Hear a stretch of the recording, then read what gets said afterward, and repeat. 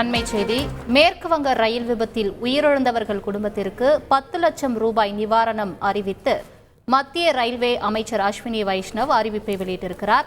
இது தொடர்பான மேலும் விவரங்களை தருவதற்காக எமது செய்தியாளர் ரமேஷ்குமார் இணைப்பில் இருக்கிறார். ரமேஷ்குமார், வணக்கம்.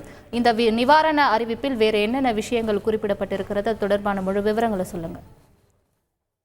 மேற்கு வங்க மாநிலம் நியூ ஜல்பைகுரி மாவட்டத்தில் டார்ஜிலிங் மாவட்டத்தில் இன்று காலை ஏற்பட்ட ரயில் விபத்தில் 15 பேர் உயிரிழந்துள்ளனர். 60க்கும் மேற்பட்டோர் காயமடைந்துள்ளனர். இந்த நிலையில் உயிரிழந்தோரின் குடும்பத்தினருக்கு ரயில்வேவின் சார்பில் 10 லட்சம் ரூபாய் உயர்த்தப்பட்ட நிவாரணம் வழங்கப்படும் என ரயில்வே அமைச்சர் அஸ்வினி வைஷ்ணவ் அறிவித்துள்ளார். மேலும் தீவிர காயமடைந்தோருக்கு 2.5 லட்சம் ரூபாய் நிவாரணமாக வழங்கப்படும் எனவும், காயமடைந்தோருக்கு 50,000 ரூபாய் நிவாரணமாக வழங்கப்படும் என அறிவித்துள்ளார். இந்த நிவாரணம் என்பது ரயில்வேவின் சார்பில் ஏதேனும் விபத்துக்குள்ளாபவர்களுக்கு வழங்கப்படுகின்ற நிதி உதவி என்பது குறிப்பிடத்தக்கது.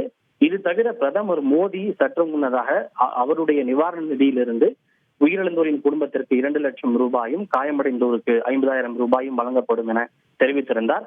அது இல்லாமல் அது தவிர தற்போது ரயில்வேவின் சார்பிலும் இந்த நிவாரணம் என்பது அறிவிக்கப்பட்டுள்ளது. அதன்படி நாம் பார்த்தோமேயானால் உயிரிழந்தோரின் குடும்பத்தினருக்கு ரயில்வேவின் சார்பில் 10 லட்சம், பிரதமர் நிவாரண நிதியிலிருந்து 2 லட்சம் என ஆக மொத்தம் 12 லட்சம் ரூபாய் நிவாரணமாக கிடைக்கும் என்று எதிர்பார்க்கப்படுகிறது. விரிவான தகவல்களுக்கு நன்றி ரமேஷ்குமார். செய்திகளை உடனுக்குடன் தெரிந்து கொள்ள உடனே சப்ஸ்கிரைப் பண்ணுங்க.